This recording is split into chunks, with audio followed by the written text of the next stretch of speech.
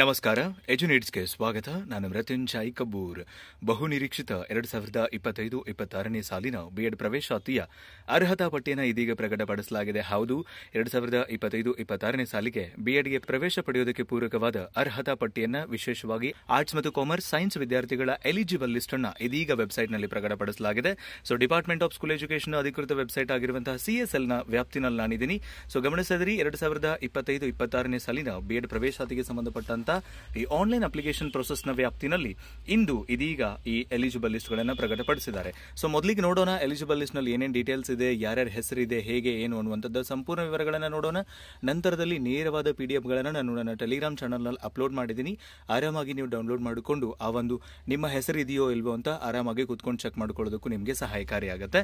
So ಗಮನಿಸಿದ್ರಿ, ಒಟ್ಟು 4 ಇಲ್ಲಿ ಪ್ರಮುಖವಾದಂತಹ ಅಪ್ಡೇಟ್ಗಳಾಗಿದೆ. ಒಂದು ಪ್ರಕಟಣೆ ಇದೆ, ಸೈನ್ಸ್ ಎಲಿಜಿಬಲ್ ಲಿಸ್ಟ್ ಇದೆ, ಆರ್ಟ್ಸ್ ಎಲಿಜಿಬಲ್ ಲಿಸ್ಟ್ ಇದೆ, ಮತ್ತೊಂದು ರಿಜೆಕ್ಷನ್ ಲಿಸ್ಟ್ ಅನ್ನು ಕೂಡ ನಾವಿಲ್ಲಿ ಗಮನಿಸ್ತಾ ಇದ್ವಿ. ಸೊ ಒಂದು ನಾವು ವ್ಯೂ ಮಾಡಿ ನೋಡೋಣ ಹೆಂಗಿದೆ, ಏನೇನು ಮಾಹಿತಿ ಇದೆ ಅಂತ ಹೇಳಿ. ಗಮನಿಸಿದ್ರಿ, office of the joint director centralised admission cell for BEd and DEd admissions ಅಂತ ಇದೆ.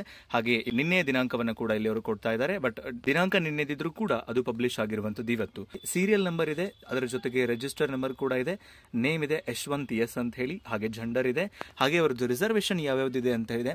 SC ಇದೆ, ಕನ್ನಡ ಮೀಡಿಯಂ ಇದೆ, ಕರ್ನಾಟಕ ಅಭ್ಯರ್ಥಿ ಇದೆ. ಸೊ ಆರ್ಟ್ಸ್ ಇದೆ, ಹಾಗೆ BA ನಲ್ಲಿ 77% ಆಗಿದೆ, PG ನಲ್ಲೂ ಕೂಡ 78% ಆಗಿದೆ. ಹಾಗಾಗಿ ಹೈಯೆಸ್ಟ್ ಯಾವ್ದಿರುತ್ತೆ ಅದನ್ನು ಮೆರಿಟ್ ಹಿಡಿತಾರೆ, 78% ಇದೆ ಅವ್ರದ್ದು. ಸೊ ಇದು ಆರ್ಟ್ಸ್ ವಿದ್ಯಾರ್ಥಿಗಳ ಒಂದು ಎಲಿಜಿಬಲ್ ಲಿಸ್ಟು. ನಿಮ್ಮ ಡಯಟ್ ಯಾವ್ದಿತ್ತಲ್ಲ, ಇದು ಬೆಂಗಳೂರು ವಿಭಾಗದ ಡಯಟ್ ನಂಬರ್ 1 ಅಂತಿದೆ. ಸೊ ಇನ್ ಕೇಸ್ ನಿಮ್ದು ಯಾವ್ದು ಡಯಟ್ ಆಗಿರುತ್ತಲ್ಲ, ಆ ಡಯಟ್ ನ ವ್ಯಾಪ್ತಿನಲ್ಲಿ ನಿಮ್ಮ ಹೆಸರು ಇದೆಯೋ ಇಲ್ವೋ ಅಂತ ನೀವು ಕನ್ಫರ್ಮ್ ಮಾಡ್ಕೋಬೇಕು. ಫಾರ್ ಎಕ್ಸಾಂಪಲ್, ನಿಮ್ದೇನಾದ್ರೂ ಜಮಖಂಡಿ ಆಗಿತ್ತು ಅಂತಂದ್ರೆ ಗಮನಿಸಿದ್ರಿ, ಸೀರಿಯಲ್ ನಂಬರ್ 725 ಇದೆ, ಸುನೀತಾ ಮುತ್ತಪ್ಪ ಅಂಬಾಜಿ ಅಂತ ಹೇಳಿ, ಅವ್ರದ್ದು 75% ಇದೆ. ಹಾಗಾಗಿ ಮೆರಿಟ್ 75ಕ್ಕೆ ನಿಂತಿರುವಂತದ್ದು. ಹಾಗೆ ರೇಖಾ ಅನ್ನುವಂಥವ್ರು ಮತ್ತೊಬ್ಬರು ಇದ್ದಾರೆ, 727, 85% ಇದೆ. ಸೊ ಇದೇ ರೀತಿಯಾಗಿ ನೀವು ನಿಮ್ಮ ಜಿಲ್ಲಾ ವ್ಯಾಪ್ತಿಯ ನಿಮ್ಮ ನೋಡಲ್ ಕೇಂದ್ರದ ವ್ಯಾಪ್ತಿನಲ್ಲಿ ನಿಮ್ಮ ಹೆಸರು ಇದೆಯೋ ಇಲ್ವೋ ಅಂತ ಕನ್ಫರ್ಮ್ ಮಾಡಿಕೊಳ್ಳಿ. ಮೊದಲಿಗೆ ಹೆಸರು ಇತ್ತು ಅಂದ್ರೆ ಕಮೆಂಟ್ ಬಾಕ್ಸ್ ಅಲ್ಲಿ ನಂತರದಲ್ಲಿ ತಿಳಿಸಿ ನಿಮ್ಮ ಹೆಸರು ಇದೆಯೋ ಇಲ್ವೋ ಅಂತ ಹೇಳಿ. ಸೊ ಆರ್ಟ್ಸ್ ನ ವಿದ್ಯಾರ್ಥಿಗಳದ್ದು ಸುಮಾರು 1716 ಪುಟಗಳಷ್ಟು ದೊಡ್ಡದಿದೆ. ಹಾಗಾಗಿ ನೀವು ಆರಾಮಾಗಿ ಕೂಲಂಕುಷವಾಗಿ ಚೆಕ್ ಮಾಡ್ಕೊಳ್ಳಿ, ನಿಮ್ಮ ಹೆಸರು ಡೆಫಿನೆಟ್ಲಿ ಇದ್ದೇ ಇರುತ್ತೆ. ಇದು ಆರ್ಟ್ಸ್ ವಿದ್ಯಾರ್ಥಿಗಳ ಒಂದು ಎಲಿಜಿಬಲ್ ಲಿಸ್ಟ್. ಅದೇ ರೀತಿಯಾಗಿ ಸೈನ್ಸ್ ವಿದ್ಯಾರ್ಥಿಗಳ ಎಲಿಜಿಬಲ್ ಲಿಸ್ಟ್ ಅನ್ನು ಕೂಡ ಬಿಟ್ಟಿದ್ದಾರೆ. ಸುಮಾರು 588 ಪುಟಗಳ ಲಿಸ್ಟ್ ಇದೆ, 588 ಪೇಜಸ್ ಇದೆ. ಸೊ ಇಲ್ಲೂ ಕೂಡ ನೀವು ನಿಮ್ಮ ಜಿಲ್ಲಾ ವ್ಯಾಪ್ತಿಗೆ ಸಂಬಂಧಪಟ್ಟಂತೆ ನಿಮ್ದು ಯಾವ ಜಿಲ್ಲೆ ಇದೆಯಲ್ಲ, ಸೊ ಆ ಜಿಲ್ಲೆಗೆ ಪೂರಕವಾದಂತಹ ಮಾಹಿತಿನ ಚೆಕ್ ಮಾಡ್ಕೊಳ್ಳಿ.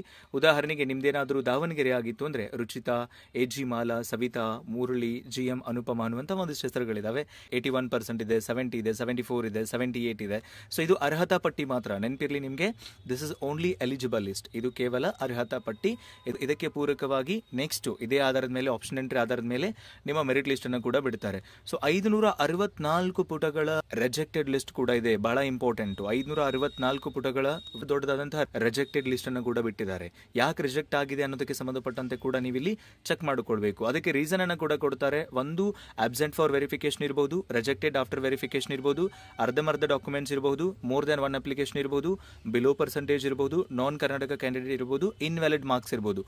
7 ರೀಸನ್ ಇದಾವೆ ನಿಮ್ದು. 7 ರೀಸನ್ ಪೈಕಿ ಯಾವ್ದಾದ್ರು ಒಂದು ರೀಸನ್ ಇರುತ್ತೆ. ಫಾರ್ ಎಕ್ಸಾಂಪಲ್, ಈಗ ರಮ್ಯಾ ದೇಸಾಯಿ ಅಂತ ಒಬ್ಬರು ಸ್ಟೂಡೆಂಟ್ ಇದ್ದಾರೆ, 253ನೇ ಸೀರಿಯಲ್ ನಂಬರು. ಅವರಿಗೆ A ರೀಸನ್ ಅನ್ನ ಕೊಟ್ಟಿದ್ದಾರೆ. A ರೀಸನ್ ಏನಿದೆ, ಆಬ್ಸೆಂಟ್ ಫಾರ್ ವೆರಿಫಿಕೇಶನ್. ಅಂದ್ರೆ ಬಹಳ ಜನ ಆಬ್ಸೆಂಟ್ ಆಗಿದ್ದೀರಿ ವೆರಿಫಿಕೇಶನ್ಗೆ, ಬಟ್ ನಿಮ್ಗೆ ಇನ್ನೂ ಒಂದು ಅವಕಾಶ ಕೊಟ್ಟಿದ್ದಾರೆ. 15ನೇ ತಾರೀಕಿನ ಒಳಗಾಗಿ ಹೋಗಿ ನೀವು ನಿಮ್ಮ ಡಾಕ್ಯುಮೆಂಟ್ಸ್ ವೆರಿಫಿಕೇಶನ್ ಅನ್ನ ಮಾಡಿಸ್ಕೊಂಡ್ರಿ ಅಂದ್ರೆ ನಿಮ್ಮನ್ನು ಕೂಡ ಕನ್ಸಿಡರ್ ಮಾಡ್ತಾರೆ ಮೆರಿಟ್ ಲಿಸ್ಟ್ಗೆ. ಹಾಗಾಗಿ ನೀವು ಅದನ್ನು ಕೂಡ ಚಾಚು ತಪ್ಪದೆ ಫಾಲೋ ಮಾಡಬೇಕು. So as up now arts eligible list, science eligible list ಮತ್ತೆ ರಿಜೆಕ್ಟೆಡ್ ಲಿಸ್ಟ್ ಗಳನ್ನು ಬಿಟ್ಟಿದ್ದಾರೆ. ಸೊ ಕೂಲಂಕುಷವಾಗಿ ನೋಡಿಕೊಳ್ಳಿ, ಡೀಟೇಲ್ಡ್ ಆಗಿ ಚೆಕ್ ಮಾಡಿ. ಈ ಎಲ್ಲ PDFs ಗಳನ್ನು ನನ್ನ ಟೆಲಿಗ್ರಾಮ್ ಚಾನಲ್ ನಲ್ಲಿ ಆಲ್ರೆಡಿ ಅಪ್ಲೋಡ್ ಮಾಡಿದ್ದೀನಿ. So wish you all the best. ನಿಮ್ಮ ಹೆಸರು ಇದೆಯೋ ಇಲ್ವೋ, ಯಾವ ಲಿಸ್ಟ್ ನಲ್ಲಿ ಇದೆ ಅನ್ನೋದನ್ನ ದಯವಿಟ್ಟು ಕಮೆಂಟ್ ಬಾಕ್ಸ್ ಅಲ್ಲಿ ತಪ್ಪದೆ ತಿಳಿಸಿ ಅಂತ ಹೇಳ್ತಾ, ಆದಷ್ಟು ಶೀಘ್ರ ಮುಂದೆ ನೀವು ಏನ್ ಮಾಡಬೇಕು, ರಿಜೆಕ್ಟೆಡ್ ಲಿಸ್ಟ್ ನಲ್ಲಿ ಇದ್ದವ್ರದೇನು, ಎಲಿಜಿಬಲ್ ಲಿಸ್ಟ್ ನಲ್ಲಿ ಇದ್ದವ್ರದೇನು, ಪ್ರಕಟಣೆ ಏನ್ ಹೇಳುತ್ತೆ ಏನು ಅನ್ನುವಂತ ಎಲ್ಲ ಡೀಟೇಲ್ಸ್ ಅನ್ನ ನೋಡೋಣ. ಸದ್ಯಕ್ಕೆ ನಿಮ್ಮ ಕ್ಯೂರಿಯಾಸಿಟಿಗೆ ಬ್ರೇಕ್ ಬಿದ್ದಿದೆ ಅಂತ ಭಾವಿಸ್ತಾ, ನಿಮ್ಮ ಹೆಸರು ಕನ್ಫರ್ಮ್ ಆಗಿತ್ತು ಅಂದ್ರೆ ಕಮೆಂಟ್ ಬಾಕ್ಸ್ ಅಲ್ಲಿ ನಿಮ್ಮ ಮಾಹಿತಿನ ಹಂಚಿಕೊಳ್ಳಿ ಅಂತ ಹೇಳ್ತಾ ಸಿಗೋಣ ಮತ್ತೊಂದು ವಿಡಿಯೋದಲ್ಲಿ. Thank you so much. Have a good time.